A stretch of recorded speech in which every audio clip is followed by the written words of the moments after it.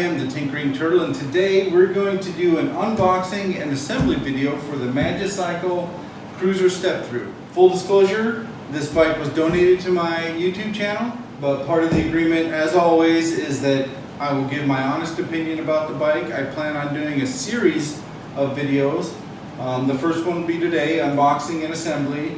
I'll probably do a basic adjustment and setup, and then I'll do a first ride, and then after that I'll add videos on how to adjust settings and maintenance and adjusting the brakes and that kind of thing.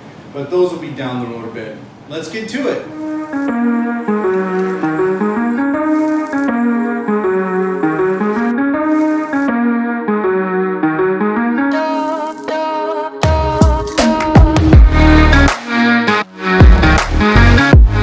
Before we get into actually unboxing and putting together the bike, I wanted to talk a little bit about Magicycle. They sent me some information on the company and the owner, and what they're telling me is that the owner of the company has been involved in bikes and motorcycles for 22 years. For 11 years he's been producing parts for the e-bike industry. In 2020 he decided to start his own brand, and that's where Magicycle came into being. They've, I believe, just started shipping in September of 2021, started shipping the first set of bikes, and I've got one of those. So I'm going to put this together. So you can see he's got a lot of experience in the e-bike industry, and it's a fairly well-equipped bike. I mean, it's got a 750 watt motor, a 22 amp controller, and a 15 amp hour 52 volt battery on it, which I kind of questioned, because I said, you know, some other bikes have 17 and a half amp hours. This one only has 15. But he's claiming almost the same mileage. So I asked him about that. What I was told was that the efficiency between the 52 volt battery, the controller, and the motor would get you up to the 60 mile range that they are estimating you can get on this. So if you pedal and you're on a long ride, you can get up to 60 miles.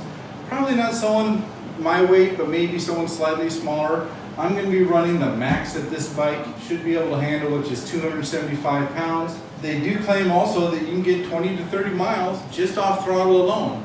Obviously that's going to vary wildly on a ton of different factors, but I'm really excited to see what this can do. And having a 52 volt battery, you end up getting a lot more torque to the motor. So instead of saying an 80 Newton meter torque, you're going to get 86. And the climbability of going up and over hills is what I'm really excited to see on this bike. So hopefully I'll show you that in the first ride video. A couple other specs. The battery is built in-house, and it's got a faster charger than what I've seen on other brands. It's got a 3 amp charger that comes with the bike. What that does is it allows you to completely charge a battery from flat to full in about 5 hours. And the way that works is really simple. It's 3 amps per hour, and it's a 15 amp hour battery, so you divide 3 into 15, you get 5 hours. So it's a really simple calculation. Now, obviously, if you don't run the battery all the way down, it'll actually charge faster. But what they're also telling me is that you'll get about 80% in the first hour and a half, and then it actually slows down and trickles that last bit to help manage the battery a little better.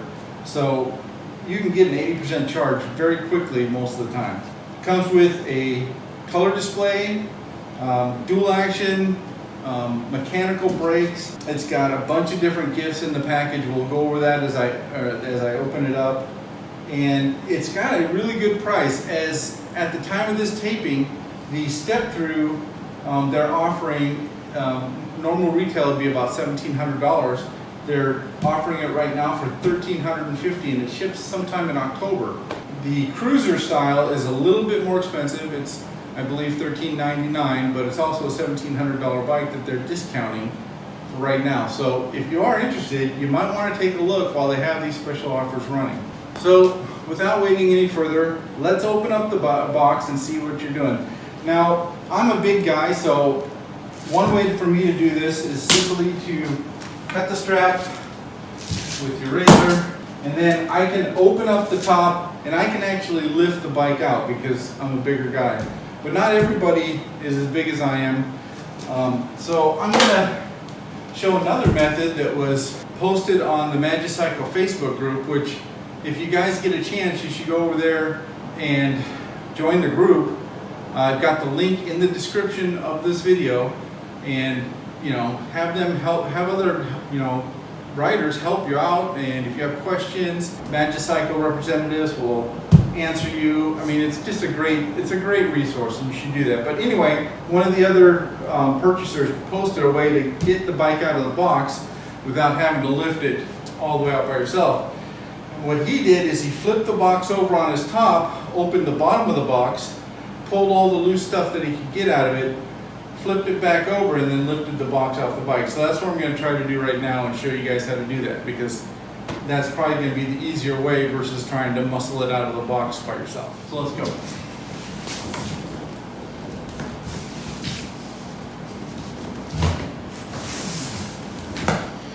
So I've got the bike or the box flipped over. There's got big staples on it. You're just going to reach around each staple and pop it loose. The whole idea here is to keep the box in as good condition as possible, because if there isn't a warranty issue and you need to send the bike back, you want the box to be able to ship everything. Okay, now that I've got it open, I'm going to pull out the gift box. I'll set that over here, and that's all some components and some of the gifts that they offer. I'm not really seeing anything else that's loose.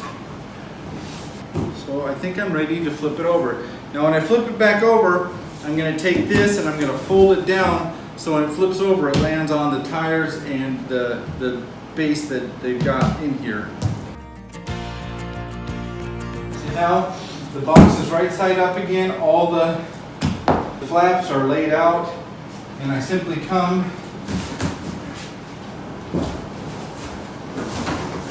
pick the box up off of the bike.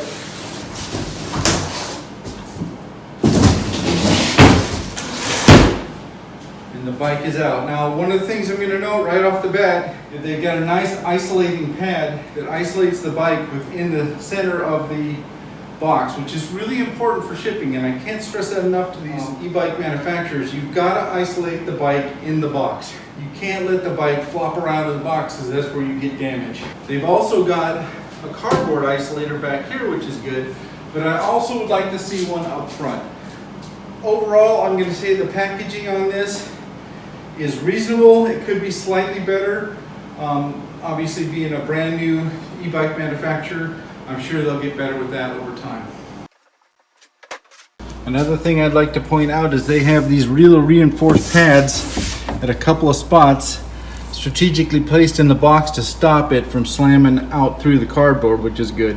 Now, the first thing I'm going to do is I'm going to open up the components box, and I'm going to show you that, and then I'll start taking the packaging off the bike. Now in here, what you're going to find is they give you a bicycle alarm that you can put on your bike if you want. That's kind of a nice touch. You have the Magicycle user manual, always nice to have. You're going to have the headlight. That looks like a nice headlight too. It's got a reflector and a headlight. Your normal 2-pin red connector. One of the things I do at this point is I look inside the connector and make sure those pins are fairly straight, which they look good. So we'll be putting that on in a little bit. Put that over here. You got your hat, Magicycle bike. I really like their logo. I think that's pretty nice. They've got an iPhone or a phone holder that attaches to the front bar. It straps on with Velcro. That's complimentary, which that's kind of neat because that's something everybody always buys. You got your toolkit. We'll open that up in a little bit and I'll show you what's in there. This is the 3-amp charger for Magicycle. It says Magicycle. Make sure if you have other e-bikes and you have some that are 48, this is a 52, do not use this on your other batteries. You have to match the voltage of the charger to the battery. Be very careful with that. I'd even go as far as actually writing the voltage on here in big clear numbers so you know when you're hooking it to a battery you don't hook it up to the wrong thing, because that can have catastrophic effects. So be very careful about that. They give you a 5-digit bike lock. That's kind of nice. It's another thing everybody always buys. So they're kind of covering the bases right out of the box. And then the last thing in the box is your pedals, which is something you'll need, obviously. So let's see what's in the toolkit. So your toolkit, most bikes come with like a multi-tool, and those are okay for when you're on the road. But what I like about the Magicycle is they give you a bag and actually the individual tools that you're going to be using, which is kind of nice. And the reason being is you get a little bit better leverage than if you're holding a big multi-tool, and hopefully these will fit nice and tight. If you use these and you don't find that they're really snug, or not really snug, but they're nice and there's not a lot of slop when you put in, then definitely go buy your own set of good Allen wrenches, because you're going to need that over time as you do maintenance on your bike. But these look pretty nice. We'll see how they work. Comes with the screwdriver, Phillips head screwdriver. Comes with 6 different Allen wrenches, 3 wrenches that cover, looks like 8 all the way up to 18 millimeters, probably based on what's on the bike. So that's what we're going to start with that. Let's get the packaging off of the bike and we'll get to the assembly. Okay, this part's pretty simple. I've got a little pair of wire cutters and I'm using these just to cut the wire ties. I'll start by lifting the bike slightly and taking off the cardboard. I'm going to make sure there's nothing else in there, which there's not. I'm going to throw this in the box. I'm going to throw all the packaging, all the padding in the box, and I'm going to save the box down in my basement with all that stuff. That way I can repackage it as close as possible to the way they sent it before I ship it back to them. So this just slides off. Oh, that's cool. You got a little band to get that off. You just slide it down and wiggle it out. Get it back on, put it in there, and it pops up. There's 3 bands that kind of hold it together. That's kind of nice.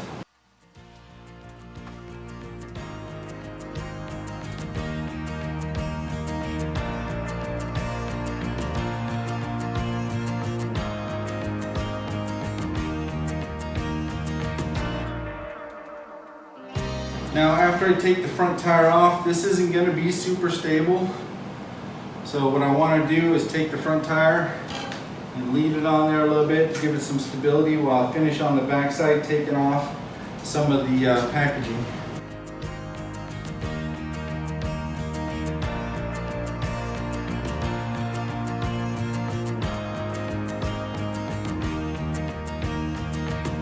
Definitely remember at this point it's still pretty wobbly. What I want to do is get this stuff off best I can and get that front tire on. That way I can use the kickstand. It'll be a lot more stable.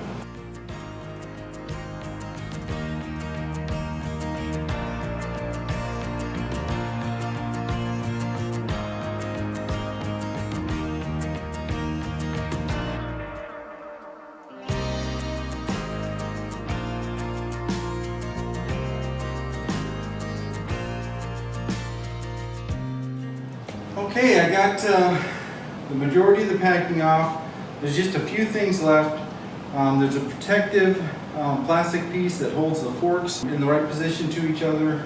There's the plastic piece on the front tire that protects the rotor from damage. I'll leave those on for right this second, and I think we can get started putting this together. What I think I want to do is I'm going to take a second here and flip it around so the front is heading that direction. I think that'll be easier for me. Filming, I've got a bunch of light coming through the door.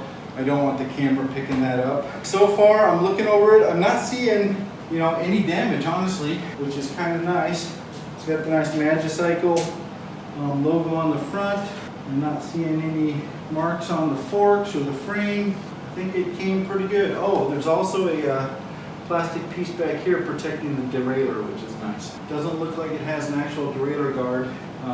I prefer that, but it's not, a deal breaker or anything. Just because the derailleur, if it gets hit, you can bend one of the parts and then you'll have trouble shifting. I'll show you how to adjust that with the indexer when I do my next video.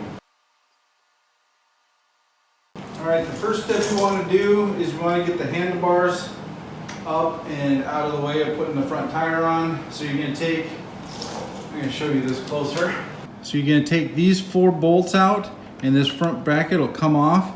You'll place the handlebars up into that slot, put the bracket back on and start the screws back in. You're just gonna loose fit that. When I watched Magicycle's video, this was 180 degrees. It's not on mine. So you don't need to loosen these up right away, but eventually you're gonna loosen these up so you can line the steering wheel up with the front tire too, and then tighten those back down.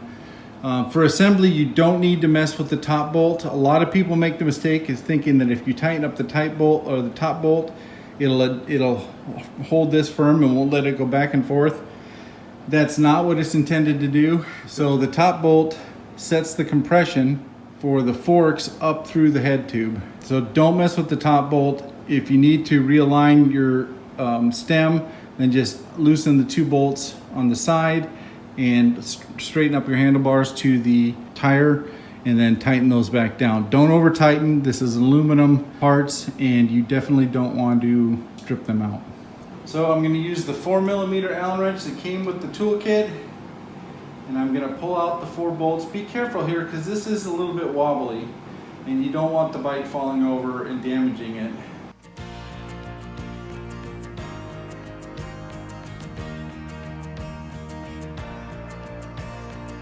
Okay, so I've taken the 4 bolts out. This is the front clamp. It can be put on either direction, so you don't need to worry about that.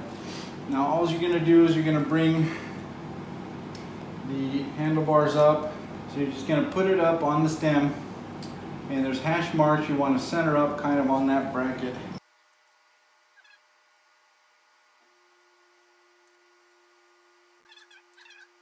I want to get some of the others started too.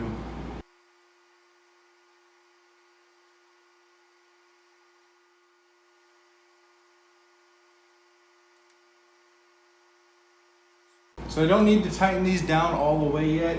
I'm just trying to get it snug so they're not flopping around and becoming an issue, and getting these bolts snugged up a little bit so I can get the front tire on and get the kickstand down. Because once the kickstand's down, the bike gets a lot more stable to do the work on. And now I got the handlebars are kind of snugged in place. That's looking good. I'm gonna grab the front tire and I'm gonna remove the brake rotor protection. And that helps keep the brakes nice and flat. They feel dry. You should probably touch them with your fingers. I don't know what I'm thinking there. I apologize. There's also a little plastic nut on the backside, which I'm going to take off. And I'll set that aside for a second.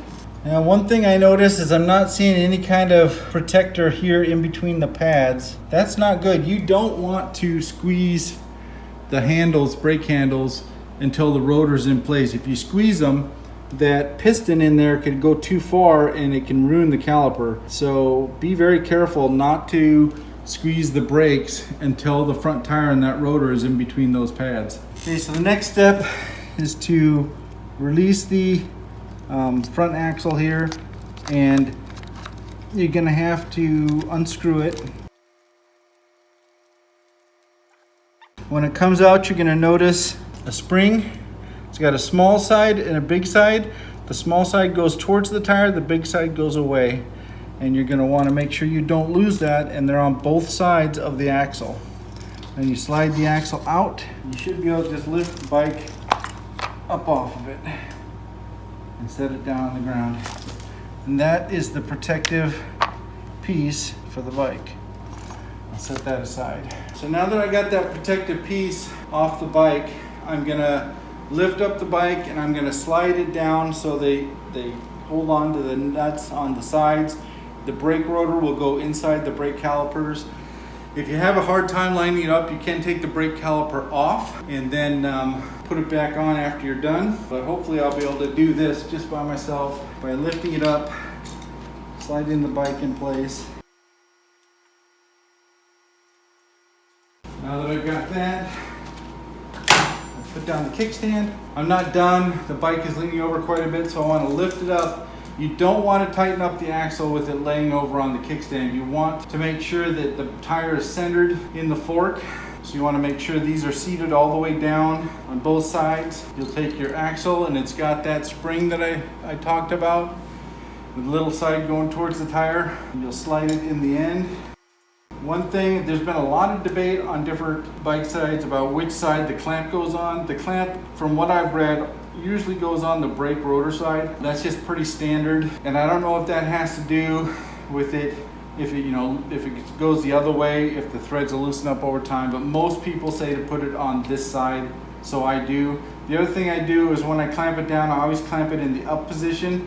So if it ever does loosen up and fall open, then it's visually, you can see that it's down and you know that you're in trouble. You need to get and clamp it back up. So now on the other side, and I'm not going to show this, but I'm going to take that spring that we had, little side towards the bike, big side out. I'm going to put it on the axle. I'm going to take the nut, kind of hold the tire here, and I'm going to push in on the axle so I can get the nut started.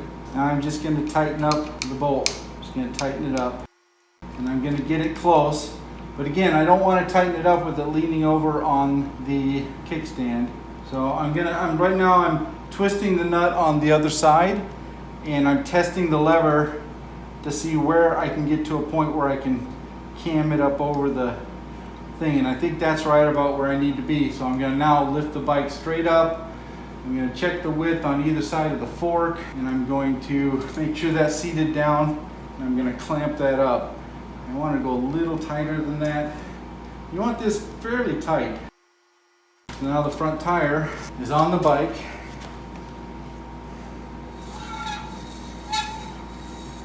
And here rubbing a little bit on the brake caliper, so that's going to need some adjustment. We'll do that in the next video. But the front tire is now installed on the bike. Now at this point, the bike is stable.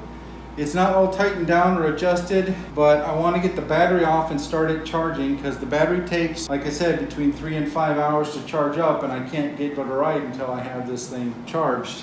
The manufacturer suggests fully charging it. So I'm going to pull the keys. They're typically zip tied to the cable. You'll get 2 keys for the battery. I'm going to take the key, put it in the slot. I'm going to go to release. The battery releases. Typically you would do this with 2 hands, not one. I'm holding the camera with one. But then you just slide the battery out to the side and pull it off the bike. Okay, to charge the battery, you'll take the charger out of the box that it came in. You're gonna take the separate cord and you're gonna plug it into this side of the charger. I take off this wire tie. Okay, this part is pretty consistent with all the bike chargers I've seen. Is you're gonna pop open the tab. This one has a 3-prong outlet. If you look, I don't know if you can see this. These 3 holes are different sizes. It's got more of a sort of a kind of hexagonal on the bottom and 2, eye-shaped ones. So it's only gonna go in one direction. You wanna put this on the battery first. Okay, get that plugged in. And then you're gonna take your AC plug and plug that in second. And when I do that, you're gonna see this light come on. It's probably gonna be green and then turn red as it charges. Green and then red. So green says it's on, red says it's charging. I can hear a small fan inside, which is nice because that'll help keep it cool. I can test the battery by pushing the button on top. It looks pretty full, so I would imagine that this is going to charge up fairly quickly. Okay, so the next things we're going to put on is we're going to put on the front fender and the headlight. To do this, we're going to need the 8mm open-ended wrench and the 4mm Allen wrench. The first thing we're going to do is there are 2 screws back here for the fender stays. We're going to take those off in preparation of getting the front fender on. Just remember to, if there's a washer on one side with the nut and then a couple lock washers on the other side, keep them in the same setup when you put it back together.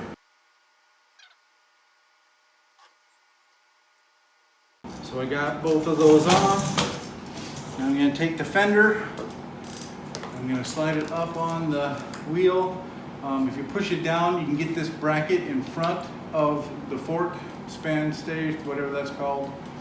I'm also going to take out off this bolt up here. Same thing, it's got, looks like a washer on the bolt and a washer on the lock nut. I'll set that over here.